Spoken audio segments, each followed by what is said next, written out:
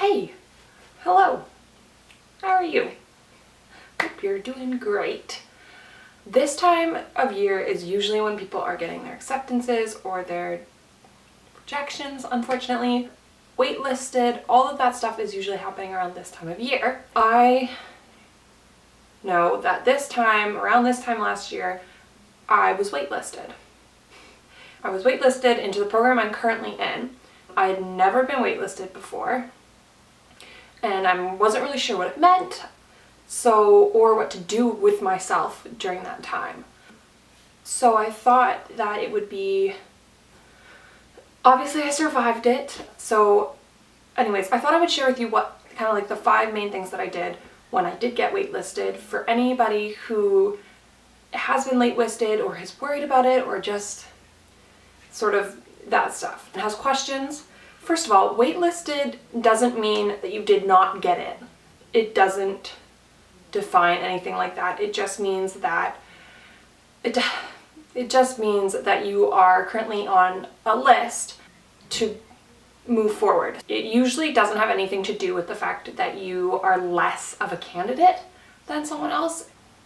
Anyways, that's what waitlisted means. Waitlisted means that you are currently waiting to be accepted. Usually when you're on the wait list, it means that they want you.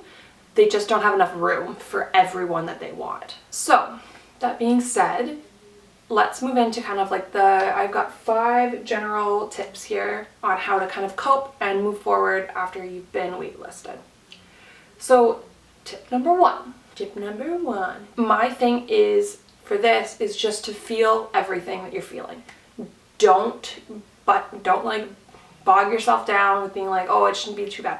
If you are upset, if you are angry, if you are confused, you are allowed to feel that way. It is, I'll admit, it's a shitty feeling. There's no kind of other way to describe it. Whatever you're feeling, feel it. Cry, yell, scream into a pillow, and I encourage you to feel those because you have to let that stuff out. Because if you can't let that stuff out, you're not gonna have a clear mind for tip number 2. So my second tip is that you should create a backup plan. And make sure it's a backup plan that you're excited about. One that you're like, hey, if I don't get into the first program, my backup plan, it won't even matter because my backup plan is so awesome. Having a backup plan that I was excited about and I knew would propel me forward in my future in the same direction as whether that program would or not. Another thing is I know that some people are waiting for a program and they don't get in, or it's kind of like their only program, their last hope or whatever. This is where tip number 3 comes in mind. Use this time that you've been waitlisted as a reflection period. Okay, I hate self-reflection. I'm not a big fan of it. But this is the time to really think about, is this the right path for me? What are the other options that are out there? And kind of explore, like, do I want to take a year off? Do I want to work? Where will this take me? What doors will be open? What windows will be closed? All that stuff. Just take this time that you've been waitlisted to sort of look over your life plan and where you want to go and your goals and your dreams, and just kind of like double check that this is the right kind of step that you want to take. If it is, that's awesome. If it's not and you start to realize that, hey, you got time. Tip number 4, this is kind of the self-care aspect that you need to do at this time after you've gotten your waitlist notification.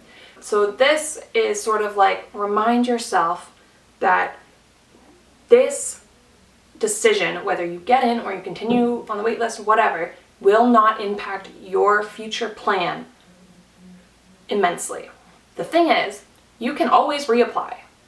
So if you don't get in, you can take a year off, you can work, you can focus on yourself, you can travel, you can spend time with family, you can do all that stuff.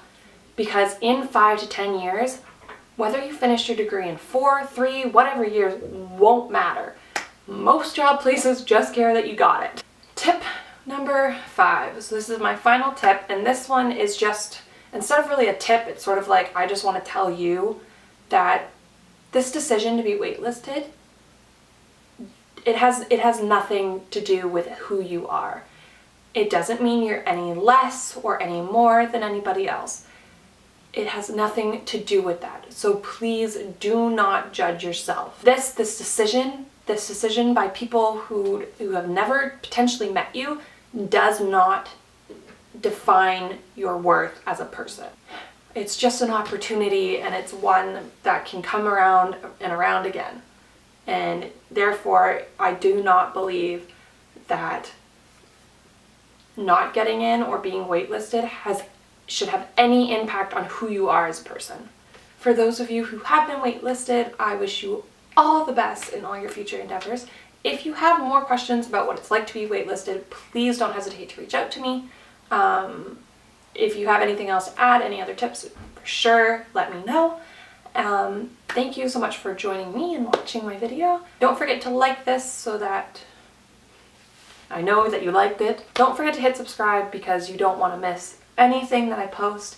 Be my friend on all the other social media, and I will see you again very, very, very, very soon. Bye.